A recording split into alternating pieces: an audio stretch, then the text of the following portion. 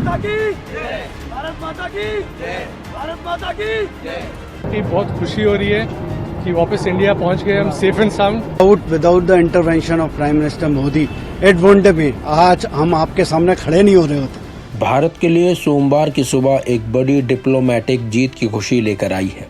जी हां, भारत को एक बड़ी कूटनीतिक जीत भी मिली है। दरअसल कतर ने 8 भारतीय पूर्व नौसैनिकों को रिहा कर दिया है।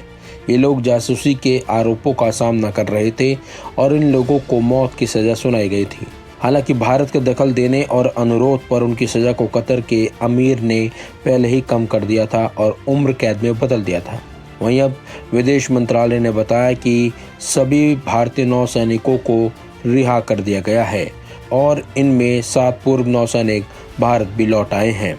विदेश मंत्रालय ने कहा कि भारत सरकार कतर में हिरासत में लिए गए देहरा ग्लोबल कंपनी के लिए काम करने वाले 8 भारतीय नागरिकों की रिहाई का स्वागत करती है।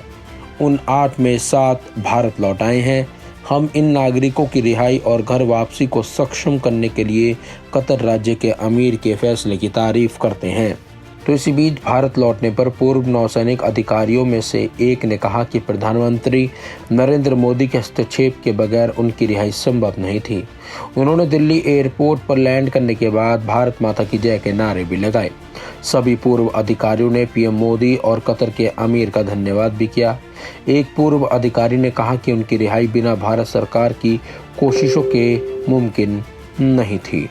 Without the intervention of prime minister Modi it won't be, आज हम आपके सामने खड़े नहीं हो रहे होते अगर इंटरवेंशन नहीं होता at that level, highest level. And specially government of India, उनके अथक प्रयास से कि वो कंसिस्टेंटली लगे रहे and we are there in front of you. बहुत खुशी हो रही है कि वापस इंडिया पहुंच गए हम सेफ एंड साउंड और definitely honourable prime minister Shri Modi को धन्यवाद करना चाहेंगे कि उनके पर्सनल इंटरवेंशन से ये पॉसिबल हुआ और गवर्नमेंट ऑफ कतार के हिज एक्सेलेंसी द अमीर को कि उन्होंने ये होने दिया।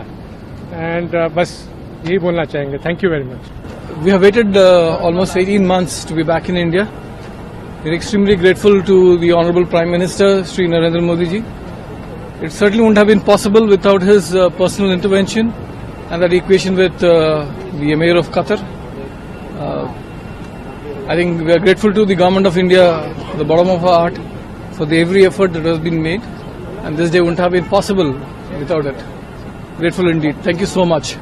भारतीय नौसेना के 8 पूर्व कर्मियों में captain Navtej Singh Gill, captain Saurabh Vashisht, commander Purnendu Tiwari, captain Virendra Kumar Verma, commander Sugunakar Pakala, commander Sanjeev Gupta, commander Amit Nagpal और नाविक रागेश शामिल हैं, जो कतर में Al Dahra global technology and consultancy में काम करते थे, जो कि एक सर्विसेज और रक्षा सेवा प्रदान करने वाली कंपनी है।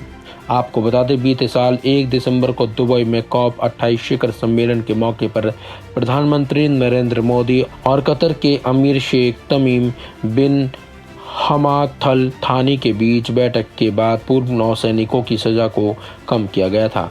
कतर अमीर के साथ अपनी मुलाकात में पीएम मोदी ने पूर्व अधिकारियों का मुद्दा उठाया था।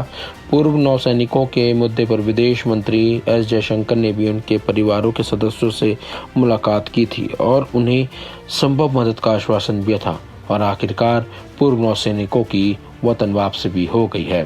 फिलहाल इस खबर में बस इतना ही। अपडेट्स के लिए बने रहिए वन इंडिया हिंदी के साथ।